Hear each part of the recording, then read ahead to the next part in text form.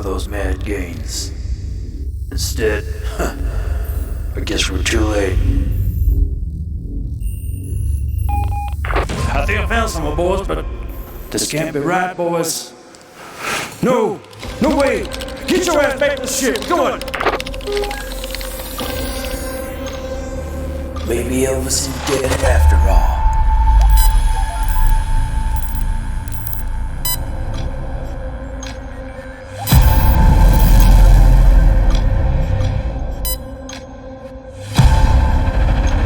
This is Radar Command. Prepare for incoming troll attack. The data, it's all coming so fast. This is Officer Richter. This is Bridge to Command. Reset all coordinates to PulseBitcoin.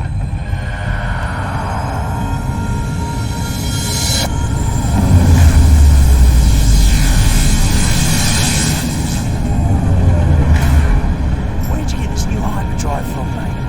Got it off Dodgy Dave down at Spaceport 3. Getting 3 hyperdrives a day out of it.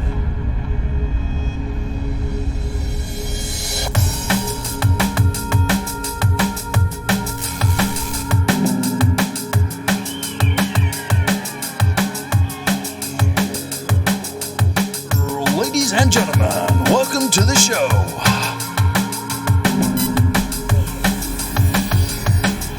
Tonight, we are talking everything PulseBitcoin, everything ASIC mining token, and Pulse Dogecoin.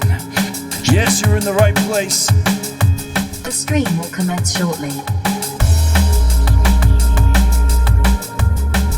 PulseBitcoin is fully decentralized. No founder, government, bank, or hacker can shut it down. The code is 100% immutable. PulseBitcoin has a limited supply of 21 million and is deflationary, unlike the US dollar.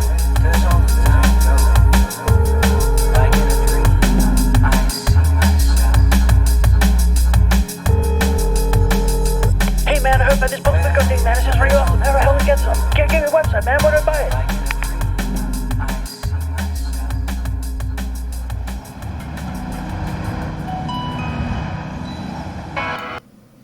Hello. How's it going, everyone? Happy New Year. Haven't seen you guys in a while. It's it's been a few weeks since I've been live, but yeah. Big shout out to the PulseBitcoin community. Took a little bit of a break from streaming, so I thought I'd do a little bit of an update here. Go over everything which is PulseBitcoin. Okay, so where do we start? I'd like to say, first of all, I think PulseBitcoin community has been through a lot. We've been going now for, how long have we been going for now? About 14 months now? Or 13 months, something like that. Yeah, something like that. I think we came out in November of 2022, something like that. So yeah, quite a while now, 13, 14 months. We've been through it all. As I say, we've been through some real highs, some real lows, but it looks like our community is still going strong. We've got a lot of fundamentals to make this better version of Bitcoin really have some staying power and actually fight for being a store of value, which many products aren't doing on the PulseChain. So I think this is something really special, especially with these halvings coming in. That's something which over time reduces the amount of available PulseBitcoin to miners and should help drive the price up. PulseBitcoin isn't something you trade. Someone mentioned this earlier. It's not really something you trade. It's something you kind of you slowly accumulate over time. It's not going anywhere. The mining rate, the reward rate for mining is going to go down and down over time. So we're going to see a supply squeeze. We got plenty locked up already. So yeah, let's take a quick look at what's going on. Let's go on the screen share here, and let's load up some charts. Okay, let's have a quick look at Bitcoin. This is the Bitcoin weekly chart. The old Bitcoin, not the new better one. Okay, what have we got here? So yeah, this is something I drew quite a while ago. Over here we've got the top of the last bull run. No, sorry, that's the one before, which was 18,000. Top of the most recent one here, 59,000. We came down to this area here, and we touched what seems now to be the low of the previous bear market, at around 15,000. Now it looks like we've been slowly creeping up. It looks like we've just had the golden cross. Now this is really important. If you look at every single time the Bitcoin has started to go up, we have this golden cross. Is it showing here? I don't know if I've got the right stuff on here. Moving average, yeah. Yeah, here we are, golden cross. This is the most recent golden cross. So we've got the 50-day moving average crossing over the 200-day moving average just here. So usually when this happens, this usually means that the bull run is just starting. It usually happens just before the halving. So we've got the Bitcoin halving coming up. I think it's end of April. So let's draw that up here so we kind of get an idea of perspective. Vertical lines, the one I want. 24th of May. Sorry, 24th of April, I believe, something like that. Let's just draw it in there for now. 24. Yeah, so it's coming in around this area. So what we usually see when these halvings happen, just don't know why that one's there. Sorry to confuse you. We'll just ignore that for now. But yeah, what we usually see is sometimes you see price make its way up. We've just hit an area of resistance here in this grey zone. So we actually pumped up a little higher than I thought we would. Well, a lot of people thought we would. And what we might see now, I mean, we might just see continuation into the halving. But what we usually see, what we sometimes see in previous cycles, is we see the price come up, test this area, and then we see about 3 months before the halving, which is kind of where we're at. Yeah, pretty much February, March, April. Yeah, 3 months before the halving. We sometimes see a bit of a correction. So how much that correction comes down, that's almost what the smart money seeing the golden cross. The smart money is realizing that we are pretty much following the exact same pattern as the last bull run. And now what you get is you get a buy the rumor, sell the news event before the halving. So what we might see is a little sell-off, maybe towards the next halving, and then something like this, and then we start to go up and test these previous all-time highs. And then look, I mean, the potential for this, for Bitcoin in general, it could be anything up to 252 possibly. I imagine it kind of depends how long it takes. It could slowly, you know, do something like this for a while, and then have a real kind of bullish period. I mean, just look at some of the potentials here. It could, who knows what this thing could go to? Some people are saying $1 million. Look, I've got 675 here. Who knows? But generally, I think we're in for a bullish year this year, which is really good. And now, bear in mind, Richard Hart said quite a while ago. Someone tweeted it as a reminder that products like Hex, any kind of altcoin season tends to happen when you get, let's say, an all-time high in Bitcoin, or let's say you get a new high or something like that. Bitcoin's really pumped, and what you see is you kind of get a lot of money coming out of Bitcoin, but it kind of holds its price or has a short-term pullback, and then you see money start flowing into the altcoins as people start to take profits, and then you get altcoin season. So he said that Hex really probably will pump the hardest when you've actually already hit your top on Bitcoin. So I would look for the altcoin season to really start pumping towards the end of the bull run, if that makes sense. So maybe we'll see Bitcoin hit an all-time high, maybe end of 2024 into 2025, and then you might see towards the end of that period, while it's making a double top or kind of hanging around the area, you might see the altcoins really start to take off. But I'm sure they will gradually go up as we see the market start to improve here over this year. But as I say, this is just my opinion. There's lots of people you can follow for good technical analysis. Have a quick look at Ethereum. This is the weekly chart again, by the way, guys. So we're in this nice kind of upward trend here. Again, very similar to to the Bitcoin chart, we had the previous all-time high there in January at 1400, and then we came up and explored 4800, the one after that. So who knows if we kind of speculate out to the end of the year, we'd use that as a resistance line up till, let's say, end of this. Oh, I'm going way too far actually, aren't I? 2020. I forget this is the weekly chart. Yeah, but let's just leave that there. We're in this kind of similar kind of pattern. We're in this upward kind of motion. So who knows? Let's say November 2024. You could go up to 15,000 there, 14,000, 15,000 quite easily. In my opinion, that's very likely. So let's have a quick look at the PLSB chart. So here we are. Now, bear in mind, PulseBitcoin has not even had a bull market yet. So you're super early. So we're in this nice, this first green line indicates the first halving.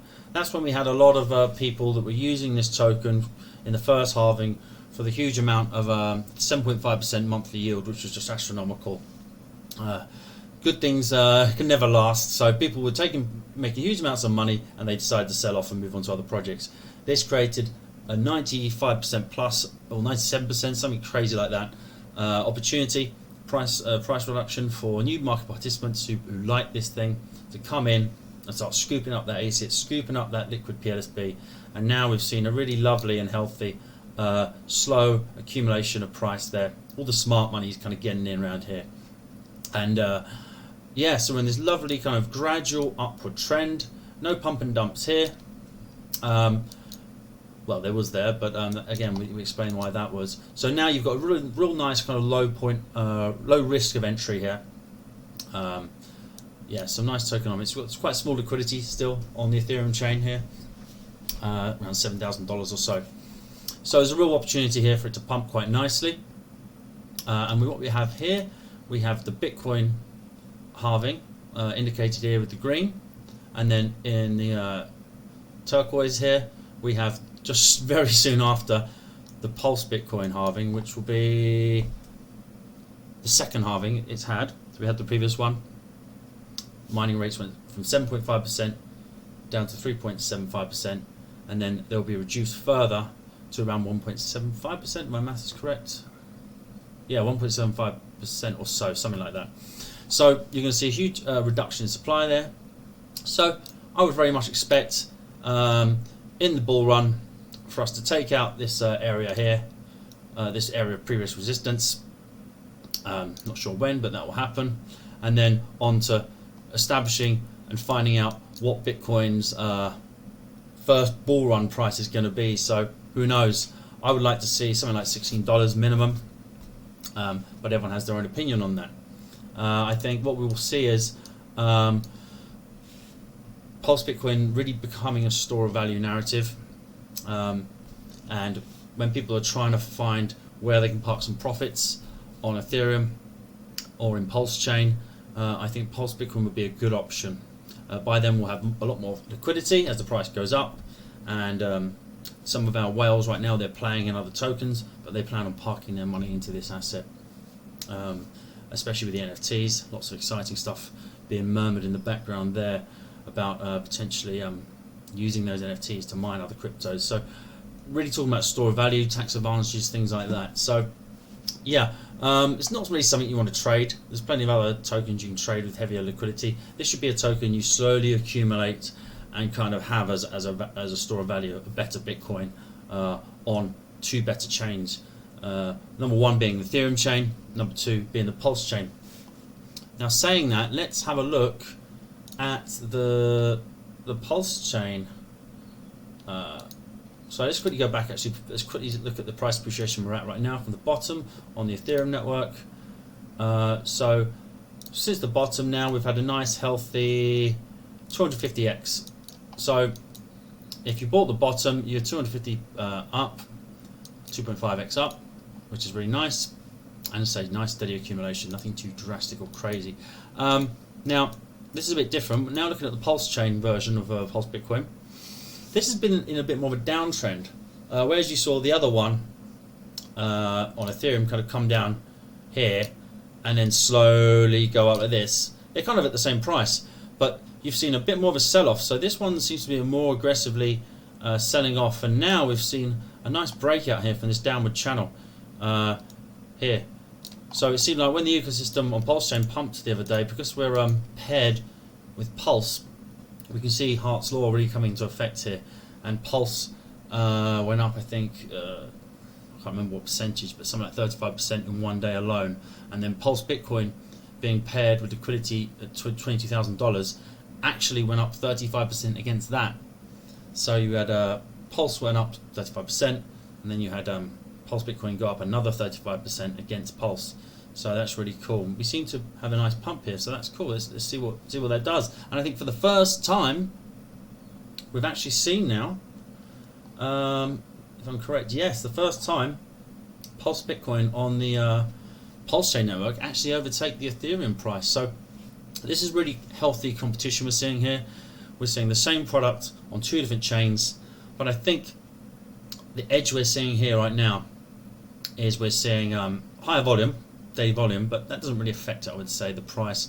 What we're really seeing here is the effect of Hart's Law, again, of this, whereas the main liquidity pool being paired with ACR and USDC, which are essentially stable tokens on the Ethereum network. What we're seeing here is this against basically a version of Ethereum, which is Pulse in this situation.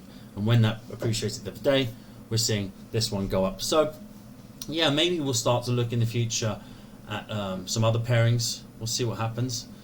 But yeah, I just wanted to mention something.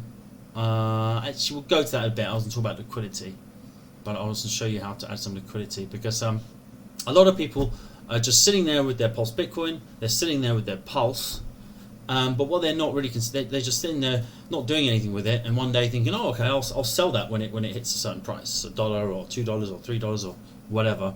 But what they're probably not considering really is, well, how do other people come into this project? Well, they come into it by seeing a decent amount of liquidity. I think if you go onto the DEX screener and look at the list of tokens on PulseChain, one of the main things you have to kind of have to even show up on the first page, even if we pump, is you have to have minimum $25,000 liquidity, which we're about $3,000 short of that. So we have got some other liquidity elsewhere on things like PHUX, and we got it some on some of these other platforms. But let me show you the basic way to add it. I might as well do that now, actually. So what you want to do is you want to load up. Here we are. You want to load up PulseX. You can do that by going to pulsex.com. You can click on this link here, and then you want to search for your token. So you want to click on liquidity here. I recommend V2. That's where most of the liquidity is. You want to click add liquidity. For instance, let's put in $1 million Pulse. This is a side account I've got here. We'll use this one, and I've got PLSB there. That's because I've already loaded it. That won't come up automatically. So what you have to do is you have to go to etherscan.io and then type in PulseBitcoin, and it will come up. And then you can copy the token address here, paste that into here, and you'll see PLSB added there.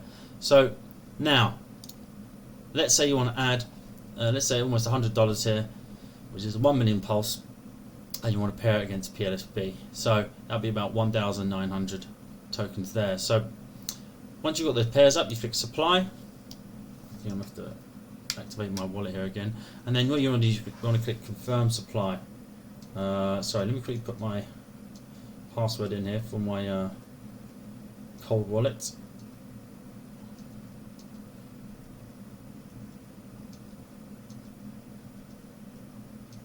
There we are. Okay, so you want to click confirm supply. And what that will do is that will then you approve that, and then once that when that's done, you'll get a PLP token. Let's wait for it. Oops, sorry, I've got to approve it on my device here. Bear with me. Okay. Transaction submitted. So you add the PLP to MetaMask, and that will be a unique token which will represent your share of that pool. So we've only put a tiny amount in there. So once that's done, look, you will be earning 0.22% of all fees.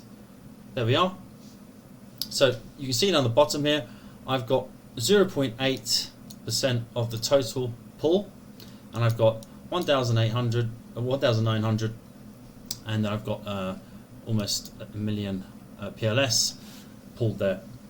So what will happen is every time someone comes in and trades these tokens, this is V2 liquidity on PulseChain. So what will happen is I'll have an amount of PLSB, an amount of PLS, and it will fluctuate like that. So as people sell off their Pulse Bitcoin, I'll probably end up with more Pulse Bitcoin and less Pulse, and then as it goes the other way, it will kind of balance out. So these are two tokens I want to hold anyway. So all I'm going to do is help the community out by adding liquidity, helping more eyes get onto it, give people more confidence to buy it, and also earn some fees. And as I say, don't have to do it with all your bag. If you've got a wallet there with I don't know, a few million Pulse, and then you want to stick a few thousand Pulse Bitcoin in there, then why not? You're contributing and helping out. You can also add liquidity on Uniswap. That's slightly different. We can go over that another day in a separate video if you want to do it on the Ethereum side. But yeah, that's the way you can participate straight away. And if you want to exit your position, that's quite easy to do as well. All you do is go to liquidity. I haven't done this in a while, so you go to liquidity, and there we are. You can get all the details there. It shows you how much you've got. That will change all the time, and then all you have to do is click remove there, and that's it. You're done. Nice and easy, isn't it? Yeah, let's go over some stats as well while we're here. If you are new, I don't imagine you are. This is more a video for people that aren't new, but just remember, you can go to learn more. You can go to PulseBitcoin.Win, and you've got a load of interesting stuff there. You've got some branding resources there. The Twitter, that's a bit of an older link. Because this is DeFi, we don't have an official Twitter. Our founder went Satoshi mode, so this is a proper decentralized version of Bitcoin. So pretty much the best community hub you want to go to is the Telegram here. We've got 5,729 members, and there's all sorts of community stuff going on in here. People talking about stickers, people showing charts, people are sharing some of their thoughts. Great post here from someone. This is XYZ, and I'll read some of it, so I thought it was quite cool. So he's been doing some brainstorming, and he's just kind of talking about some of the positives that he likes about Pulse Bitcoin. So he says he wanted to share some conclusions of why PLSB and ASIC makes sense to him. So I'll read some out. Number one, Pulse Bitcoin is the same as Bitcoin, that it derives its security or consensus from Ethereum network for ePLSB, and in PPLSB, the case from PulseChain. Yeah. PulseChain has the same store of value, game theory, and mechanics as Bitcoin, but without the cost of maintaining separate chains to do it. He has another point. Pulse Bitcoin code has faster appreciations or pumpermentals embedded in the code. Yeah, it does, because it has the faster halvings. And it says Pulse Bitcoin can become actual digital cash. Well, he says it can become actual digital cash due to low network fees on the Pulse chain. Yeah, possibly. And he says it could become more of a store of value on Ethereum. Well, let's see how that goes. But yeah, that's quite possible. He says, he says PLSB is very simple investing game to play compared to some of these other complicated projects. Yeah, I'd agree with that. Although you can go more complicated with Pulse Bitcoin, you can get into the kind of some of the NFT mining things that some people are talking about. You can get into earning other tokens with that sort of stuff, which some people like to do. But yes, it's quite a basic concept. If you understand Bitcoin, then you understand Pulse Bitcoin. It's basically the same thing on better chains. And he also says Pulse Bitcoin market share is minuscule compared to Bitcoin, which brings huge potential for price appreciation. Yeah, I agree. One thing we know is we've got some a big group of traditional investors that are active on the Ethereum chain, and they've not really been buying too much the last month or so, but they plan on buying very heavily again in the future. What they're doing is they've got a lot of their money elsewhere at the moment, but they're bringing a lot of money over, I'm told, back to the Ethereum side. So I think that side could really pump. You've got a lot of whales working together on that side, and with the PulseChain side, I'm super bullish about that side for a different reason. I think the whole PulseChain ecosystem is going to do really well and start to go really crazy over the next 18 months. And I think, like we saw earlier in the chart, this Pulse Bitcoin could really fly with it. I mean, unlike most of the tokens on the PulseChain, it has a very, very, very limited supply, or total amount of only 21 million tokens. So yeah, it's going to be a really interesting experiment. And he says Pulse Bitcoin is a buy and hold asset and does not make any sense to trade it actively until it's listed on a large centralized exchange with adequate liquidity. Yeah, fair point. Well, anyway, I'll let you look at the group there. If you want to join the Telegram group, you just go to t.me/PulseBitcoin. Be careful, there's a lot of scam groups in there, so just make sure when you go through, there should be loads and loads of different people talking. Just make yourself aware there's a lot of scam groups out there, and they're trying to say to you, oh, version 2 of Bitcoin has now been released, you need to update it. That's a load of rubbish. They're trying to take your money. Ignore that stuff. But yeah, there's loads of posts in there. You can tell by the pinned messages. Look, you'll see my pinned messages in there, where I say slowly we're building a store of value. Just look up the average lock data for a year. So you'll see all these different pinned messages. You realize that it's the right group. On that note, actually, let's go to, where was I going to go to? Oh yeah, Corky's stats. So let's run over this stuff. So it's been a while since we've done this. So let's start off with the Ethereum chain first of all. So we now have the details of our next halving, which is here. So it says it's 4 months away, which is the 22nd of April, which is really interesting, I said before, because it's really close, a few days away from the actual Bitcoin halving. And we're about 69.11% through this one. And you can see there the supply is kind of steadied off there, and that's due to the fact that 40% owned by the whales have been locking up almost 100% of their Pulse Bitcoin. They haven't in this last month, but I'm told they're due to. So yeah, by next video we should see that 36.7 Pulse Bitcoin locked, maybe bump up to 37, 38 by the end of this month, because they've got 2 months worth to lock up, and that's for a 7-year average lock time. I mean, think about that, guys. Think how long it took Hex to get just to a few years average lockup time, or 4 or 5 years, and we've done it in just over 1 year. We've got to 7 years average lock. That's powerful. It really is. Shows you other interesting stats like the mining rates here, total ASIC mining power. We've kind of been slowly, so we kind of eased off before when we had our kind of dump from the previous whales, and now we're seeing a nice slowly accumulation here again. Everything's looking a bit more steady than it did.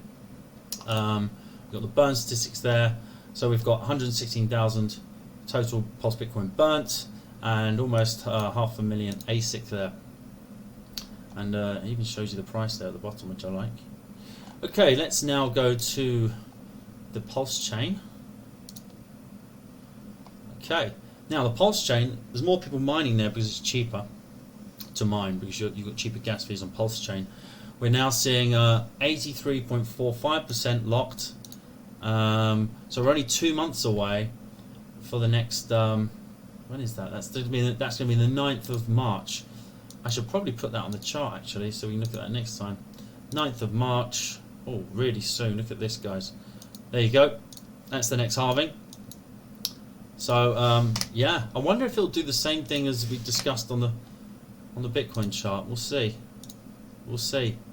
But what's interesting is here now, for the first time on the daily chart here, you've got the 200-day moving average, and the 200-day moving average here, which just started because it's quite new, this token. It's only been around since PulseChain launched in June.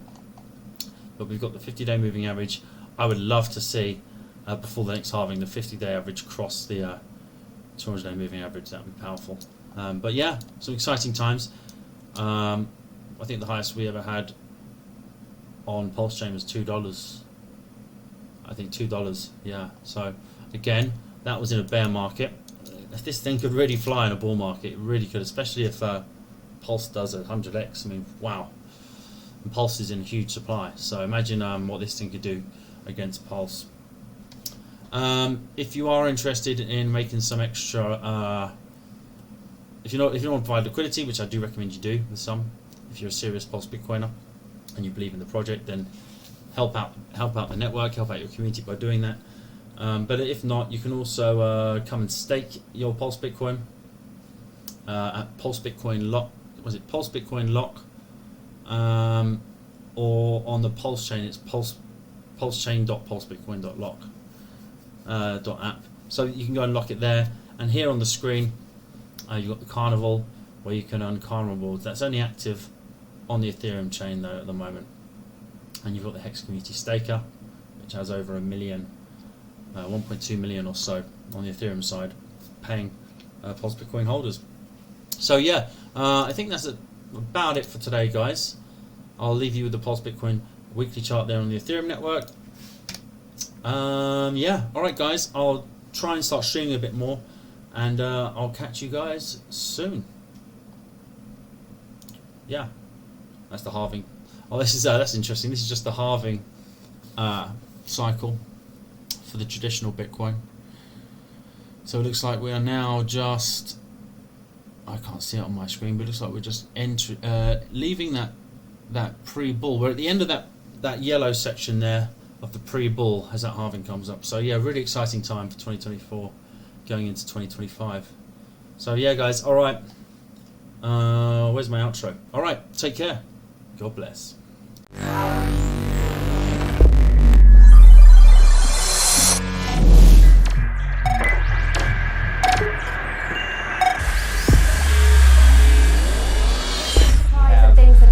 Money at their Life is hard, with rising inflation and a soaring cost of living. Bitcoin was a way to escape this, but now Bitcoin is dying. When Bitcoin started, you could use a laptop to mine it with just a few clicks. Now, Bitcoin has been hijacked by big money, making it impossible for the average user to make life-changing wealth. It's slow, it's outdated, and expensive. The world needs a better Bitcoin. The future is here, and the future is Pulse Bitcoin.